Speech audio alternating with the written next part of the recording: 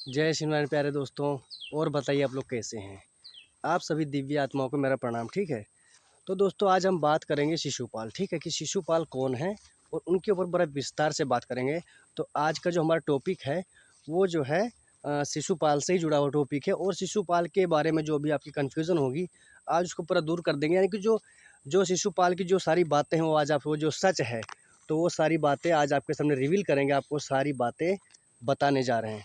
देखिए दोस्तों, वीडियो को शुरू करने से पहले वो तो आपकी इच्छा है जो मैं बताऊंगा, क्योंकि अगर आप हमारे चैनल से पहले से जुड़े हैं तो आपको पता होगा कि हमारा चैनल जो है यानी कि जो हम चीज़ें यहाँ पे बताते हैं मतलब वो सत्य के आधार पर आधारित चीज़ें ही होती हैं। यानी कि प्राचीन समय का सत्य, यानी कि प्राचीन समय में लोग कैसे रहते थे। यानी कि जब ब्रह्मांड को, जब डिवाइन को जब बनाया गया था, जब ब्रह्मांड की संरचना की गई थी, जब ब्रह्मांड को बनाया गया, जब डिवाइन को बनाया गया था, तो यहाँ के जाहिर सी बात है कुछ रूल्स होंगे, कुछ नियम होंगे। क्योंकि परमात्मा ने, डिवाइन ने इतना बड़ा जब लोक बनाया है, इतनी सारी आत्माएं बनाई हैं, तो यहाँ पे कोई नियम नहीं होंगे, बहुत से नियम होंगे। हम इंसान ही डेली 100 नियम बनाते हैं, 100 नियम तोड़ देते हैं। डेली इंसान ही कितने नियम बना रहा है। तो पृथ्वी लोक में जिंदा रहने के लिए दोस्तों यहाँ पे बहुत सारे नियम भगवान ने बनाए हैं। तो वो सारी बातें अगर आपको जाननी है तो आप जो है चैनल पे अगर अभी हैं तो अभी जाके वीडियो की प्लेलिस्ट है, पॉडकास्ट है, सारी चीज़ें हमने उसमें डिस्कस करके रखी हैं और सारी बातें मैंने उसमें बता के रखी हैं। तो कुल मिला के मेरा कहने का मतलब है कि जो भी आप बातें सुनते हैं आप ये सच के आधार पर, सत्य के आधार पर आधारित बातें हैं। कोई इसमें मिलावट नहीं है, ये कोहेरेंट चीज़ है, पेवर चीज़ें हैं। जो सत्य है, जो सच बात है, वही बातें हम आपसे शेयर करते हैं। तो चलिए दोस्तों, शिशुपाल को हम समझते हैं कि शिशुपाल को डिकोड करते हैं कि शिशुपाल का मतलब क्या है। तो देखिए दोस्तों, जो संस्कृत का जो शब्द होता है ना, तो उसी शब्द के अंदर उसका मतलब भी होता है। तो जैसे शिशु अर्थात बच्चे, पाल अर्थात पालना, बच्चे पालना। तो यहाँ पे बच्चे पालना तो मतलब किस तरह इशारा हो रहा है, बच्चे पालना किस तरह इशारा हो रहा है, क्योंकि ब्रह्मांड को भगवान ने खुशी और चरम सुख भोगने के लिए बनाया है। ठीक है, भगवान ने इस ब्रह्मांड को, इस संसार को, आत्माओं को खुशी और चरम सुख भोगने के लिए बनाया है कि खुशी भोगें और चरम सुख भोगें तथा अपना विकास करें और यहाँ से हाई लोकों में जाएं। तो जैसे कि दोस्तों कलयुग को जो है एक शिशुपाल के रूप में दर्शाया गया है ना। जैसे जैसे शिशुपाल को एक कलयुग का भी रूप बोला जाता है। तो इस प्रकार से बोला जाता है कि जब, जैसे कि मैंने आपको बताया ना कि ब्रह्मांड जो है, जो हमारा ब्रह्मांड है, मैंने सारी बातें बता के रखी हैं, आप वीडियो जाकर और भी चेक कर सकते हैं। तो मतलब जो ब्रह्मांड जो है, भगवान ने जो ब्रह्मांड बनाया है वो खुशी और चरम सुख भोगने के लिए बनाया है तथा अपना विकास करें और यहाँ से हाई लोकों में जाएं, यहाँ से उच्च लोकों में। यानी कि पृथ्वी हमारी सेंटर में है, पृथ्वी के नीचे 7 लोक हैं, पृथ्वी के ऊपर 7 लोक हैं। यानी कि पृथ्वी के नीचे जो 7 लोक हैं उनको पाताल लोक बोला जाता है। जो पृथ्वी की जो सभी नीचे के 7 लोक हैं उनको पाताल लोक बोला जाता है। और जो स्वर्ग लोक है, ऊपर के स्वर्ग लोक, ठीक है, तो ऊपर के सभी लोगों को स्वर्गलोक बोला जाता है। तो इस प्रकार से आप समझ सकते हैं। तो यहाँ पे गड़बड़ी क्या हो रही है, क्योंकि देखिए शिशुपाल यानी जैसे मैंने बोला ना कि कलयुग, यानी कलयुग के ही रूप को दर्शाया गया है शिशुपाल बोल के। जैसे कलयुग को मतलब शिशुपाल भी कहा जाता है। तो किस प्रकार से कहा जाता है, देखिए जब परमात्मा ने, डिवाइन ने इस ब्रह्मांड को खुशी और चरम सुख भोगने के लिए बनाया है तो यहाँ पे गड़बड़ी क्या हो रही है। देखिए दोस्तों, वीडियो मैंने शुरू करने से पहले आपको बता दिया कि बातें आपको माननी है या नहीं माननी है वो आपकी इच्छा है, वो आपकी जिम्मेदारी है, वो आपका निर्णय है। आप मान भी सकते हैं हमारी बात और आप हमारी बात नहीं भी मान सकते हैं, क्योंकि ब्रह्मांड का नियम ही कहता है। ब्रह्मांड का नियम क्या कहता है कि जो है आप लोगों को बताएं, यानी कि ब्रह्मांड का जो सच, जो पेवर, जो कोहेरेंट ज्ञान है, जो सच्चा ज्ञान है वो आप लोगों को बताएं। अब लोगों की जिम्मेदारी है, आप मान भी सकते हैं और आप नहीं भी मान सकते हैं, तो उसमें कोई मतलब ऐसा दबाव नहीं है। तो दोस्तों जैसे मैंने बोला ना, जैसे मैंने बोला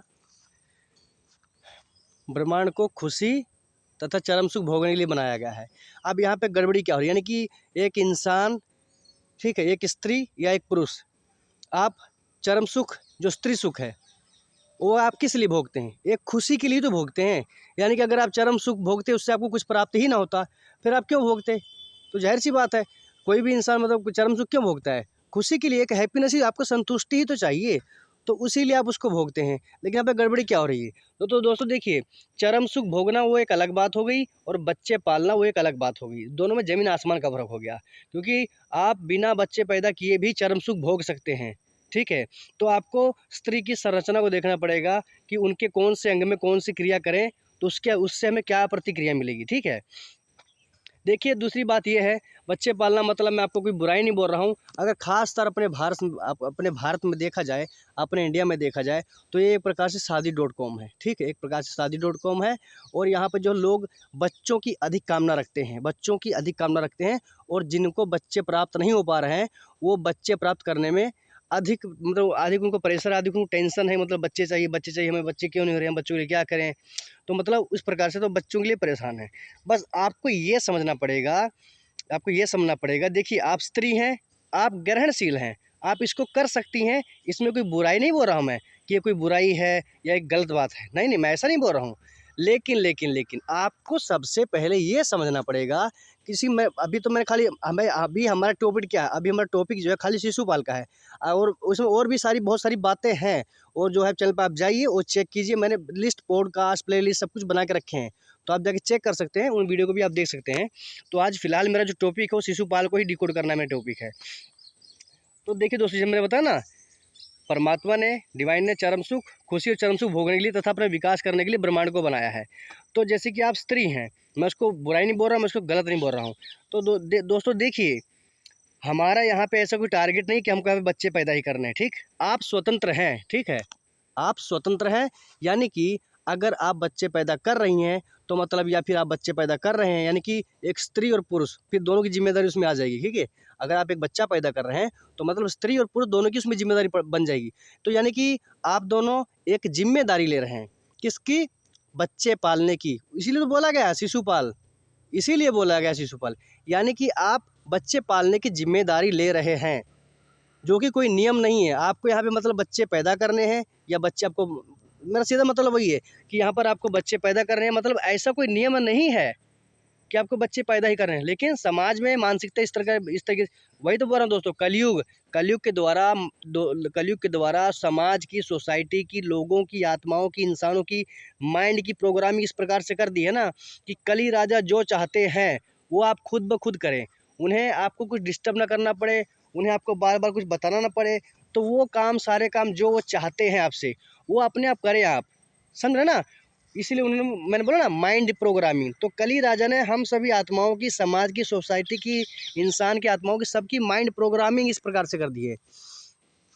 जबकि यहाँ पे बच्चे पैदा करना ऐसा कोई हमारा टारगेट नहीं है, और ऐसा यहाँ पे कोई नियम भी नहीं है कि आप नियम बाध्य हैं कि जो है आपको बच्चे पैदा ही करने हैं, तो ऐसा कुछ भी नहीं है। और शिशुपाल को मैंने इस प्रकार से बता दिया, तो मतलब आप फ्री हैं, और मतलब ऐसा कोई नियम बाध्य नहीं है। और अगर आप करना चाहते हो तो आप कर भी सकते हैं, इसमें कोई बुराई भी नहीं बोल रहा हूँ मैं।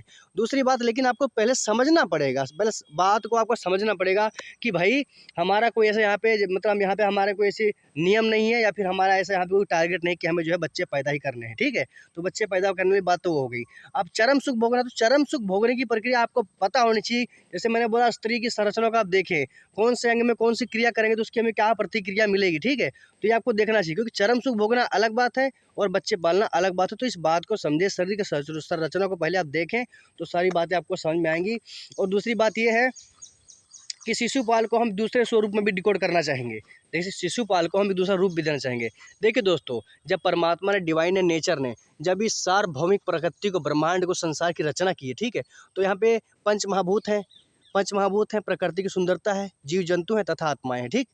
अब इसके अलावा एक्स्ट्रा क्या है? अगर आप एक्स्ट्रा देखेंगे तो एक्स्ट्रा यही है, कागजी दुनिया, रुपया पैसा, इंटरनेट, टेलीविज़न, या कुछ भी आप, घर है, कारखाने हैं, मशीन, गाड़ी घोड़े, जो कुछ भी है, यानी कि इन सब जो मूल चीज़ें हैं, जो डिवाइन ने, परमात्मा ने, गॉड ने, भगवान ने जो चीज़ें बनाई हैं, उसको छोड़ के जो एक्स्ट्रा है, जिसमें हम लोग फंसे हुए हैं, आप देख रहे हैं ना ये दुनिया, तो वही मतलब ये भी शिशुपाल, जो शिशुपाल के ग्रुप में मैं इसको भी बताना चाहूँगा कि हम लोगों ने जो अलग ही दुनिया की रचना कर ली है, हम लोगों ने एक अलग ही कागजी दुनिया की रचना कर ली है, और उसी में हम लोग दुखी हैं, उसी में हम लोग दुखी हैं, उसी में हम लोग परेशान, उसी में हम लोग हताशा हैं, निराश हैं, चिंतित हैं, उसी में हम लोग फंसे पड़े हैं, ठीक है। अलग दुनिया के हम लोग रचना करके उसी में हम जो है फंसे पड़े हैं।